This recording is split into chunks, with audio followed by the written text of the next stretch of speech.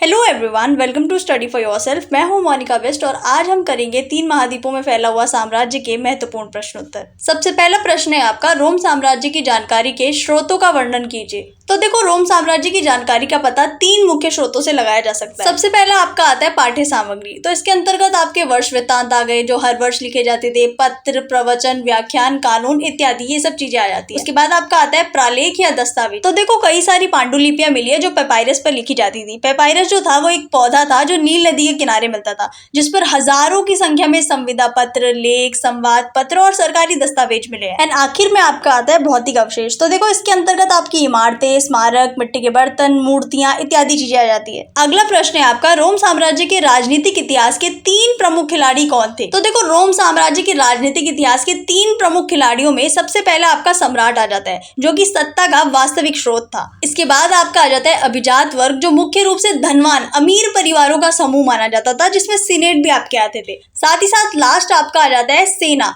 सेना जो थी वो सबसे बड़ा एकल निकाय था और साथ ही साथ ये सम्राट का भाग्य निर्धारित करने की भी पावर रखते थे। इसके बाद आपका क्वेश्चन आता है, रोम साम्राज्य की सामाजिक स्थिति पर प्रकाश डालिए। तो इस क्वेश्चन के अंदर हमें रोम साम्राज्य की सामाजिक स्थिति के बारे में बताना है, जिसमें सबसे पहले आपका आ जाता है कि रोम साम्राज्य जो था उसमें एकल परिवार की व्यवस्था चलती थी, यानी कि परिवार में सिर्फ माता पिता और उनके बच्चे शामिल थे। साथ ही साथ परिवारों में दासों को भी शामिल किया जाता था और इस टाइम पे महिलाएं जो थी उन्हें संपत्ति का पूरा अधिकार था। अगर उनके पिता की मृत्यु हो जाए तो उनके पिता की जो भी संपत्ति है उसकी वो पूरी स्वामी बन जाती थी। अगर शादी की बात की जाए तो आसानी से तलाक दे सकते थे एक दूसरे को। साक्षरता की बात की जाए तो समाज में काम चलाओ साक्षरता मौजूद थी। साथ ही साथ सांस्कृतिक विविधताएं भी इस समाज में मौजूद थी। अगला क्वेश्चन है आपका, रोम साम्राज्य की आर्थिक स्थिति का वर्णन कीजिए। तो देखो, रोम साम्राज्य की आर्थिक स्थिति काफी मजबूत थी, क्योंकि यहाँ पे बंदरगाह, खाने, खदानें, जैतून के तेल की फैक्ट्रियों की संख्या काफी मात्रा में मौजूद थी। साथ ही साथ इस साम्राज्य में जल शक्ति का प्रयोग विभिन्न कार्यों के लिए किया जाता था,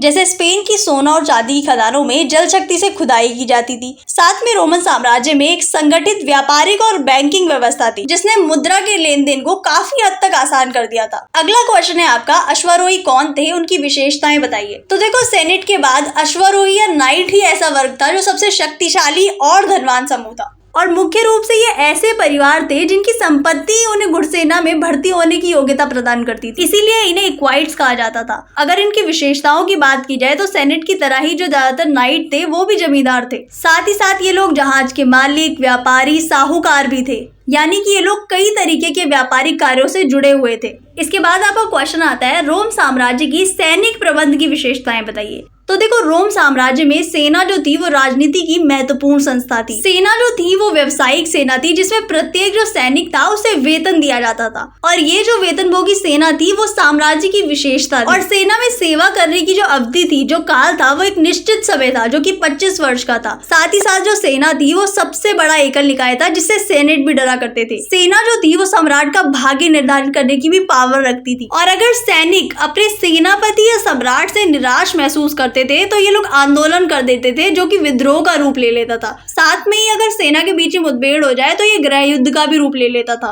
इसके बाद आपको क्वेश्चन है, 3री शताब्दी के संकट की व्याख्या कीजिए। तो देखो, पहली और दूसरी शताब्दी जो थी वो शांति, समृद्धि और आर्थिक विस्तार का प्रतीक थी, लेकिन जो 3री शताब्दी थी उसमें तनाव उभरा। इसी टाइम पर ईरान के ससानी वंश ने भी बार बार आक्रमण किए। साथ ही साथ जर्मन मूल की जो जनजातियां थी, जैसे फ्रैंक, एल्मनाई, गोथ, इन्होंने भी रोमन साम्राज्य की विभिन्न प्रांतों पर कब्जा कर लिया, जिससे समाज में अस्थिरता आ गई। और इस टाइम पर लगभग 47 वर्षों में 25 सम्राट बदले।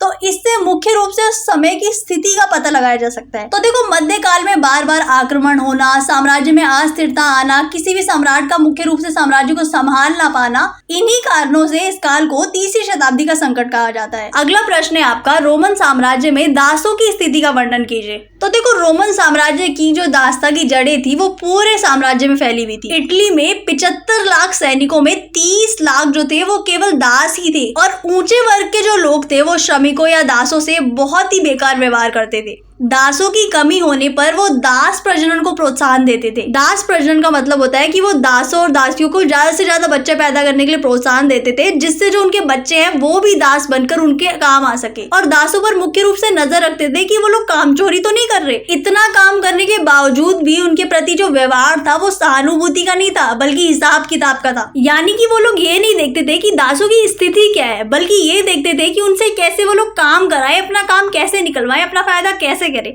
अगला क्वेश्चन है आपका, रोम साम्राज्य में दासों की समस्याओं का वर्णन कीजिए। तो देखो, रोम साम्राज्य में सरकारी निर्माण के काम के लिए स्पष्ट रूप से मुक्त श्रमिकों को चुना जाता था, यानी कि वो श्रमिक जो भाड़े पे लिए जाते थे। इसका मेन रीजन ये था कि जो दास थे वो भाड़े पे लिए गए मजदूरों से महंगे पड़ते थे, क्योंकि इन गुलामों को रखने के लिए उन्हें भोजन देना पड़ता था, रहने की जगह देनी पड़ती थी, उनके अन्य खर्च उठाने पड़ते थे, जिससे काफी खर्चा बैठता था। लेकिन जो भाड़े के मजदूर थे उन्हें रास्ते पे से उठा के ले आओ, काम करवाओ और आसानी से छोड़ दो, ऐसे उनसे मतलब निकाला जाता था। तो ये चीज जो थी वो उस टाइम पर दासों की मुख्य समस्या थी। एंड लास्ट आपका क्वेश्चन है, सम्राट डायोक्लिशियन के समय में किए गए परिवर्तनों की व्याख्या कीजिए। तो देखो, डायोक्लिशियन द्वारा कई महत्वपूर्ण परिवर्तन कराए गए, जिनमें से पहला था साम्राज्य को छोटा करना। तो देखो, सम्राट ने देखा कि जो साम्राज्य है उसका बहुत विस्तार हो चुका है, लेकिन उसमें कई प्रदेश ऐसे हैं जिनका सामरिक और आर्थिक दृष्टि से कोई महत्व नहीं। तो सम्राट ने अपनी बुद्धिमानी लड़ाई और उन हिस्सों को छोड़ दिया। साथ ही साथ उन्होंने साम्राज्य की सीमाओं पर किले बनवाए, प्रांतों का पुनर्गठन किया, असैनिक कार्यों को सैनिक कार्यों से अलग किया और सेनापतियों को अधिक स्वायत्ता प्रदान की, ताकि सैनिक अधिकारी जो है अधिक शक्तिशाली समूह के रूप में उभर सके। So thank you so much for watching. Hope so आपको वीडियो अच्छा लगा होगा। अगर आपको वीडियो पसंद आया तो इसे लाइक करना, शेयर करना और चैनल को प्लीज सब्सक्राइब कर देना।